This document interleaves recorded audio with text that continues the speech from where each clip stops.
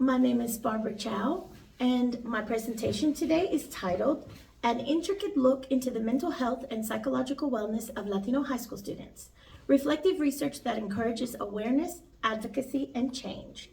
For those of you who would like the QR code for this presentation, you can find it on slide 2. Slide 3 is simply an overview of each individual section that I will be covering in this presentation. All right, so let's start with section 1. This is the background and the goal statements. The background is basically Hispanic students are rapidly becoming the largest ethnic group among student populations within U.S. public school systems. In fact, it is predicted that nearly 50% of the entire enrolling student body in U.S. public schools is projected to be entirely Hispanic by 2025. According to the World Health Organization, Latino youth consistently have higher rates of depression, anxiety, stress, and suicidal thoughts, while being the least likely to receive mental health services or be seen by a mental health specialist. Due to the increasingly hostile interactions in a number of southern U.S. states that are predominantly Republican and oftentimes anti-immigrant, Latino students experience significantly elevated levels of mental health instability and psychological stress due to negative policies that inhibit their ability to achieve academic, economic, systematic, societal, and health wellness within the communities they reside in, regardless of their legal status. Using analytical and reflective research methods, coupled with intensive community outreach to create an environment that is more aware and inclusive in treating the unique needs surrounding Latino high school students, ultimately achieving better mental health wellness among all students if we can correct this. SMART objectives. In 1981, George T. Duran introduced the SMART goals, created to enhance the chances of achieving these goals. SMART is an abbreviation for specific, measurable, attainable, relevant, and time-based. Project SMART objectives. Students will achieve mental health awareness at schools to provide higher numbers of culturally sensitive and Spanish-speaking counselors, along with more open counseling sessions for the student body. Students will also have access to mental health pamphlets, flyers, counselors, therapists, and programs on the high school campus to address their concerns. And students will have lower levels of emotional stress, psychological instability, and lower suicide rates, as Latino families are supported within the community with more accessible mental health and counseling resources and services. Section 3, the approach and strategy to reach these corresponding SMART objectives. I plan on implementing layered approaches of student outreach, hosting workshops, seminars, and bring motivational speakers to the school to provide students with a higher level of resources, openly encourage dialogue to increase awareness and reduce the stigma of mental health instability, advocate for better policies to support students suffering from mental health conditions, and provide mental health and well-being virtual training yearly or every 2 years.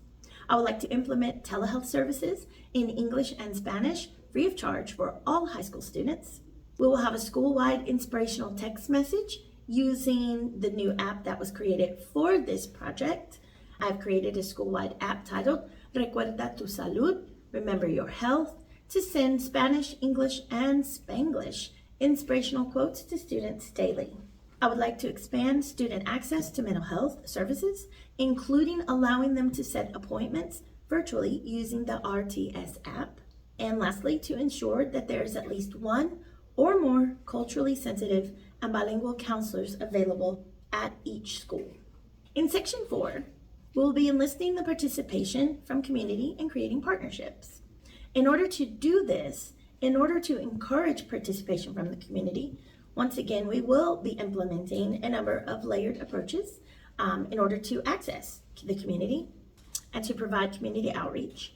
Everything from hosting workshops and seminars in the school and surrounding communities to provide students and their parents with information and resources, to begin a local campaign of advertisements and open resource distribution to increase awareness, openly encourage the community to increase the conversation in order to reduce the stigma of mental health, mandate a mental health and psychological well-being virtual training yearly or every 2 years, advocate for better mental health policies within the community and the school, provide supportive community and school outreach that is culturally sensitive and multilingual, implement telehealth services once again in Spanish and English, provide services beyond the traditional counseling, expand access to mental health services, school-wide inspirational text messages, bring community-based counselors and mental health specialists to hold workshops, seminars, and open discussions on campus, and advocate for better policies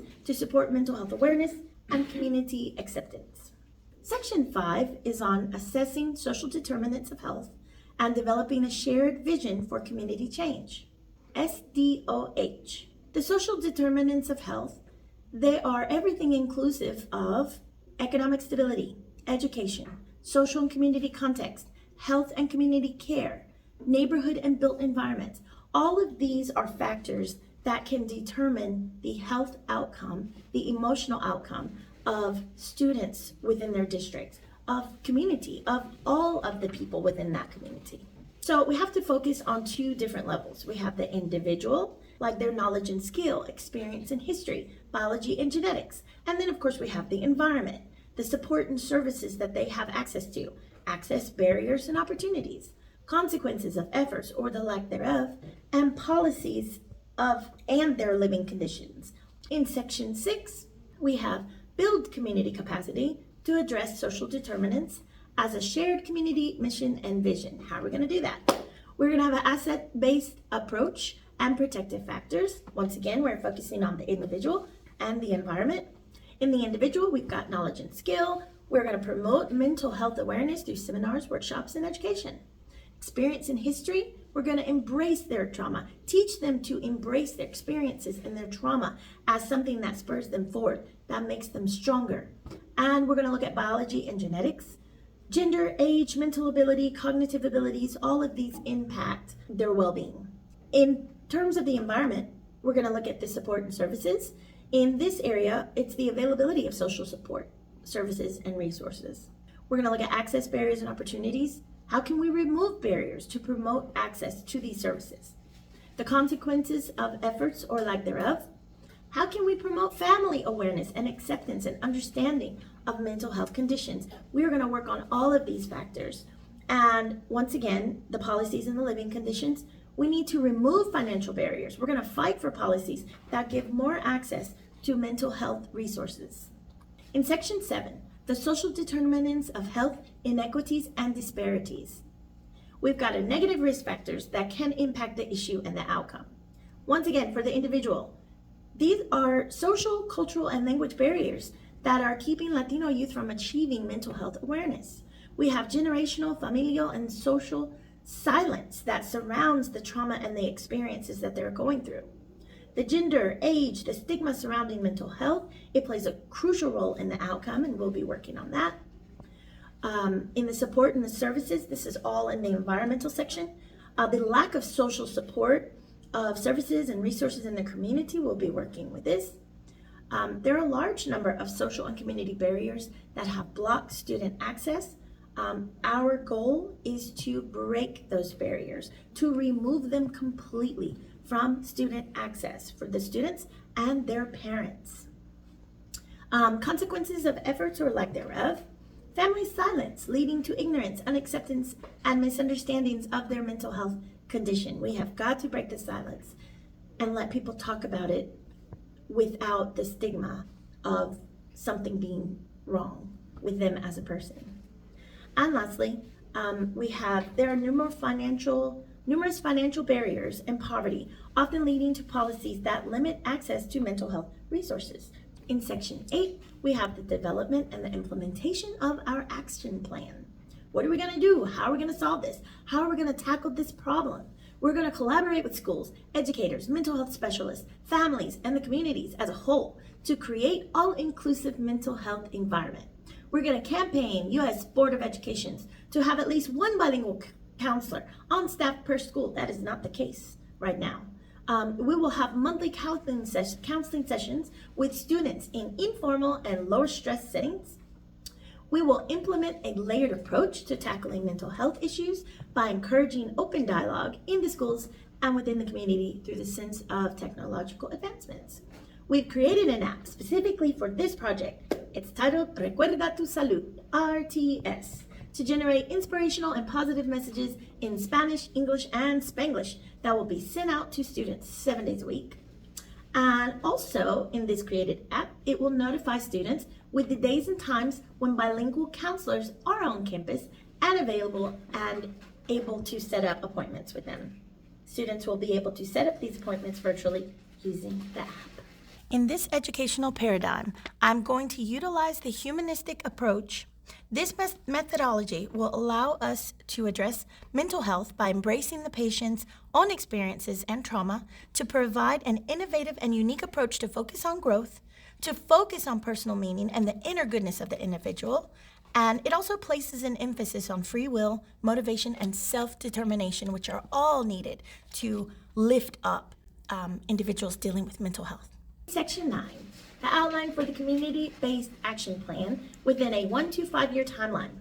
Progress will be monitored by evaluating weekly and monthly participation levels of students within these various programs. We'll promote campus advocacy groups with every grade level. Encourage ongoing student check-ins, highlight campus-wide peer mentoring services, offer longer hours in the counseling centers, enjoy a higher participation in stress management support, use the independently created app, RTS, in order to provide the inspirational messages in multiple languages, and tailor each app to match the length of time that each student has been at school and in the use of the RTS app. For example, a 9th grader will have beginner training sessions, while a 12th grader will have a higher level. In Section 10, community partners, resources, and organized efforts to reach this goal. I have both statewide and national services that help our community members, they help our students, they are there to support the cause. All of them that are listed for you, they're all bilingual. They're all here to help the whole student, not just one sector of the student. A lot of these organizations do deal with mental health, but they also deal with other factors. They have English language classes, they have legal status classes, they have lawyers that are provided free of charge to assist students and assist their families in figuring out what is the next plan in terms of their legal status. In Section 11, measuring if the goal has been successfully met, adjustments and the results. How are we going to impact the students? How are we going to know that we made an impact? We're going to be looking at basically progress will be monitored by evaluating weekly and monthly participation levels of the students within the various programs. Students from every grade level, 9 to 12, will be impacted in a positive way. Students can check in virtually or set up appointments using the program app. The school-wide peer mentoring services will create lasting bonds, and students will have a higher level of access to culturally relevant bilingual mental health services offered virtually and in person. Section 12, maintaining the initiative momentum over time. Longevity. We've got a short-term goal, we have a long-term goal. The program is sustainable, long-term. It's being used by individual students throughout their 9th and 12th grade years. Students from every grade level will be empowered by this mental health movement. Students can check in virtually. They can go into the office if they need person-to-person. There will be school-wide mentoring services that will create lasting bonds and will continue on in the future as students act as peer helpers. As they move into each new phase, students will have a higher level of access to culturally relevant bilingual mental health services offered virtually and in person through the longevity of the Recuerda tu Salud app. And last but not least, the references. I hope you have been inspired, possibly educated on the topic. It takes a community to make change. I do believe that. I am only one person, and I want to encourage all of us to take a stand and to fight for what's right and to help those in need. So thank you for listening to this presentation.